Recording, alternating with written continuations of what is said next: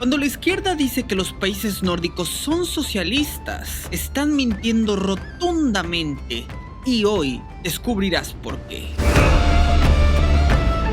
Varios políticos izquierdistas de todo el mundo están obsesionados con demostrar que sus políticas son exactamente las mismas que se implementan en países como Finlandia, Dinamarca, Noruega o Islandia, es decir, los países nórdicos. Pero te lo repito, esto es completamente falso, una mentira absoluta. El colmo es que incluso políticos de Estados Unidos comparten este discurso. Hablo de personajes de la talla de Alexandra Ocasio-Cortez o Bernie Sanders. Por si fuera poco, gran parte de la casta política española e incluso latinoamericana aseguran que si queremos ser países desarrollados, debemos pagar impuestos como lo hacen los países desarrollados. El mayor modelo, entre comillas, de estas personas son los países nórdicos, ya que son conocidos por tener un enorme estado del bienestar y cobrar altos impuestos a sus empresas. Según los izquierdistas, los países nórdicos vendrían a desmentir nuestro decadente discurso neoliberal, ya que tienen servicios supuestamente gratis y gozan de una calidad de vida envidiable. Y hay una cosa que es innegable: el modelo aplicado por los países nórdicos ha sido un rotundo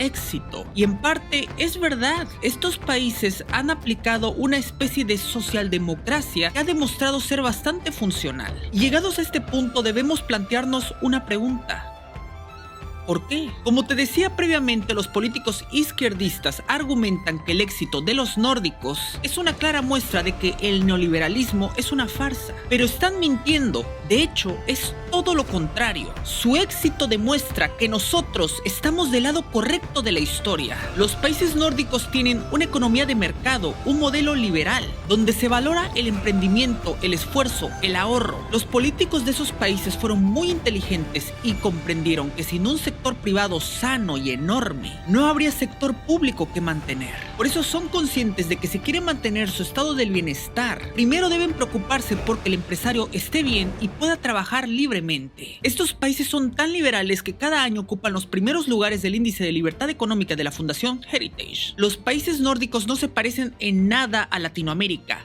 Créeme. Por ejemplo, mientras en Dinamarca tú tardarías aproximadamente 3 días y medio en abrir una empresa de manera legal, en Argentina tardarías más de 24 días. Es decir, casi un mes en abrir tu negocio. 3 días en Dinamarca contra 24 días en Argentina. La diferencia es enorme. Esto significa que a diferencia de países mayormente izquierdistas, como es el caso de Argentina, la burocracia no es un problema para los países nórdicos. Por cierto, como seguramente sabrás, los zurdos suelen asegurar que luchan supuestamente contra la explotación laboral y que están a favor de que existan leyes para defender a los trabajadores. Bueno, Dinamarca, un país nórdico, es el país con la mayor flexibilidad laboral del planeta Tierra. Las leyes que defienden a los trabajadores de ser despedidos son casi inexistentes. Es verdad, en un país nórdico es muy fácil que te puedan despedir, pero al haber menor riesgo, también es mucho más fácil que te puedan contratar. De esta forma evitamos escenarios dramáticos como en el caso de América Latina, en el que recién egresados universitarios casi no pueden conseguir trabajo ya que no tienen experiencia laboral. Y bueno, el colmo de los colmos es que Suecia, Finlandia y Dinamarca ni siquiera tienen salario mínimo. Es más, desde hace algunos años la Unión Europea ha tratado de establecer un salario mínimo conjunto, es decir, un salario mínimo que lo tengan todos los países que conformen a la Unión Europea. Bueno, pues resulta que en el año 2020 los países nórdicos se opusieron a la creación del salario mínimo europeo.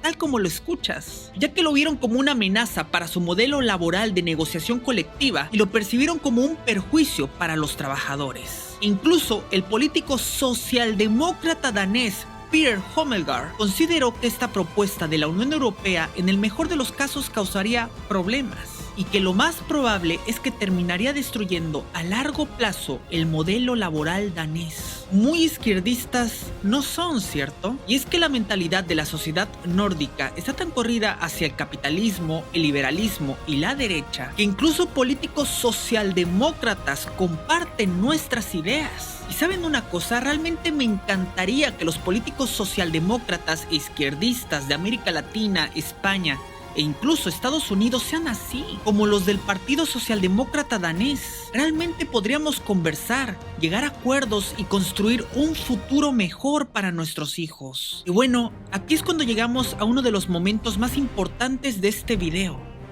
Llegó la hora de hablar de los impuestos. Como lo dije previamente, la mayoría de los políticos izquierdistas de nuestra región aseguran que es necesario subir impuestos para parecernos a los nórdicos, ya que según ellos, estos países pagan más impuestos que los nuestros. Mira, cuando un político dice que no pagamos demasiados impuestos, está basándose en una medida conocida como la presión fiscal, que en resumen nos sirve para determinar la cantidad de impuestos que paga tanto el consumidor como las empresas. Para ser exactos, este indicador nos dice cuánto recaudó un país en proporción a su Producto Interno Bruto. Ese hombre se llama Íñigo Errejón. Él insiste que si España quiere crecer, deben aumentar considerablemente los impuestos. Su medida, ya la sabes, la presión fiscal. Pero vamos, en parte, tiene razón. Si nosotros analizamos gráficas, podemos notar que España tiene una presión fiscal considerablemente inferior a la de los países nórdicos e incluso a la de la media europea. Si nos fijamos solamente en eso, hace mucho sentido pensar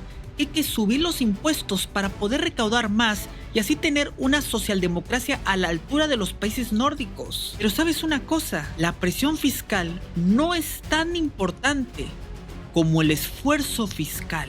Pero, ¿qué significa esto? Bueno, como su nombre lo dice, el esfuerzo fiscal nos dice qué tan difícil es para una persona o para una empresa pagar los impuestos de un país. Es decir, el esfuerzo fiscal mide lo que nosotros pagamos respecto a lo que ganamos. O sea, mide qué tanto esfuerzo hacemos para pagar nuestros impuestos. Y si analizamos qué tan alto es el esfuerzo fiscal de España con respecto al resto de países de Europa, nos llevamos una gran sorpresa. El esfuerzo fiscal de España es mucho mayor que el de Finlandia, Suecia o Dinamarca. Es decir, que para el español medio es mucho más complicado pagar impuestos que para un ciudadano nórdico. A pesar de que en Dinamarca se paguen muchos impuestos, la calidad de vida lo permite y no representa un gran costo o sacrificio para un ciudadano de ese país. Pero en España, a pesar de que se paguen menos impuestos que en Dinamarca, es muchísimo más complicado para un español medio pagar sus impuestos que para un danés. Y allí está la verdadera diferencia. Y lo gracioso es que los políticos españoles y latinoamericanos creen ciegamente que si aumentamos la presión fiscal tendremos la calidad de vida de Finlandia.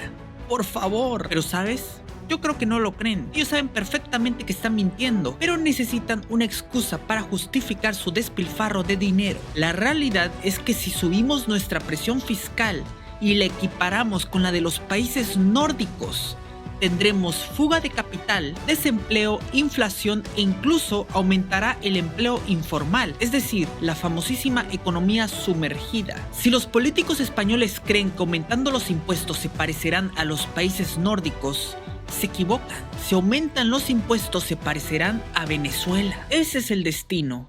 No los nórdicos, Venezuela. Porque hay una cosa que los zurdos deben entender, y es que los países nórdicos no son grandes gracias a sus altos impuestos. No, los países nórdicos crecieron gracias al libre mercado, a la flexibilidad laboral y a implementar medidas económicas liberales. Y como consecuencia de su crecimiento y prosperidad, años más tarde decidieron crear su estado del bienestar. Pero ¿saben una cosa? El colmo de todo es que esta no es cualquier socialdemocracia, sino que es muy peculiar.